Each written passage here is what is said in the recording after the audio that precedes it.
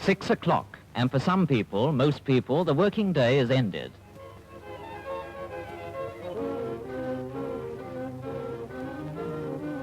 For the typist, another day's work done. Time too for the merchant to stop temporarily making money and to heave his bulk from the floor. The clerks wait as anxiously for their signal to go home as athletes for the starting gun. So, all over the city, for most people, the working day is over, or very nearly. There's the tram or the bus to catch, crowded, of course, but still a means of transport.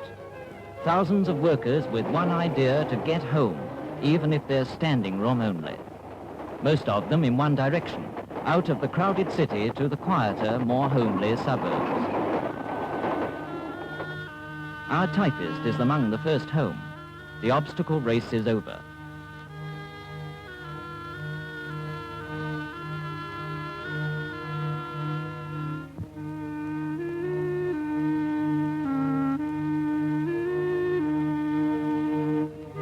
As for the merchant, his homecoming was a little more ponderous, slower, more stately. He's been married for years, and his wife's first thought is to feed him. The youngest child's first thought is to celebrate his homecoming with music, the same record every day. The merchant's first thought is to go on making money. Life in a single groove, and the gramophone agrees.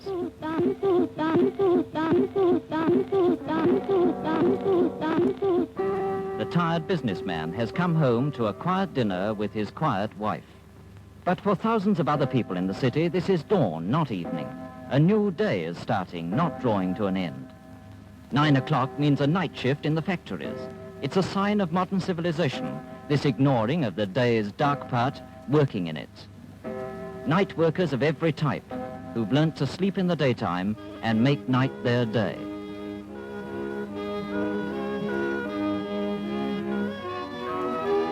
As they leave their houses one by one, they become cogs in the great machine that keeps the city ticking like a colossal clock throughout every one of the 24 hours. When the city sleeps, these people, the nurses, the telegraph workers, the factory workers, will be the heart of the city, beating regularly, keeping it alive. And now the suburbs are going to sleep. Maybe a last cigarette, maybe not, but the same thoughts every evening in thousands of homes. What's the time? Nearly 10. What's tomorrow? Not Sunday. What a life. And the suburbs retire into darkness.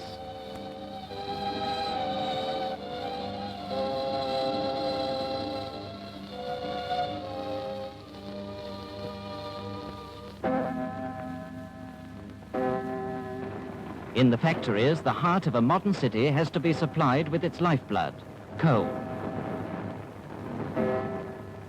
War workers of the night with deft, untiring hands repeat the same movement over and over again. While at the same time, others with deft, untiring feet repeat the same movement over and over again.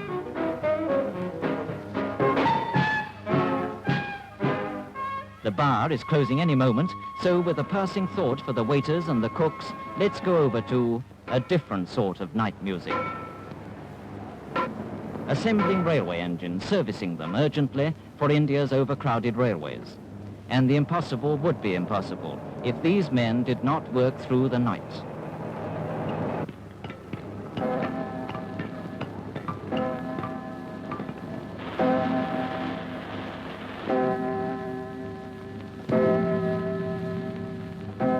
Midnight.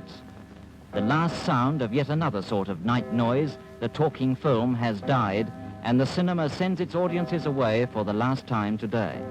The thousands of feet of film have stopped running through the projectors. But in the mills, the thousands of feet of cotton cloth never cease running through. The thousands of feet pile up into millions of yards. The demand is seemingly inexhaustible, and the supply can only be kept up if it is kept up 24 hours out of 24. It's past midnight. There are the telephone operators. Most of the frivolous telephone users have gone to bed. Night calls are usually serious, and sometimes, when the operator plugs in, she makes a drama in the night.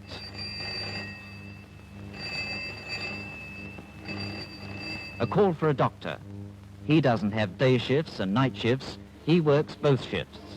Wishing that he could supply all unborn babies with wristwatches and a copy of his visiting hours, he stumbles out of bed because a baby has decided to jump off the stalk now.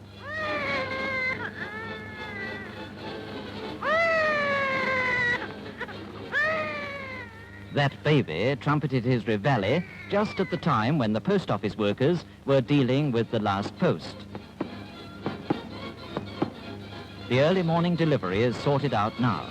Another night and day work which keeps the city alive. News, happy, urgent or unhappy, any message that will not wait for daylight keeps the telegraph workers busy all through the night. And the telegraph peon is always there, day and night, to bring in urgent tidings. The routine goes on, but again something happens to break that routine. An accident in a factory, calling at once into play many of the city's lifeblood-giving night activities. The telephone, the ambulance service. Nurses and stretcher bearers have been constantly waiting for a call such as this. The hospital, the surgeon on night duty, the hospital nurses ready for an emergency, the anesthetist. A whole organization of night workers function together smoothly within a few minutes. Smooth, too, is the word for what the policeman is up against. This man's profession is making hay while the sun doesn't shine. A short controversy between him and the policeman concerning the law of property, and this night worker will, for some time hence, sleep at nights. While there's some sleep coming for the wicked, there's none this time of the night for the newspaper printers, or for the dairymen milking their cows. And then the milkman, a sign that morning is coming. The symphony of the night is almost over. A few notes on the trombone, and the night is over at last. The factory worker, tired from the work and the unceasing clatter of hammers and machines, comes home to turn his day into another night for sleep.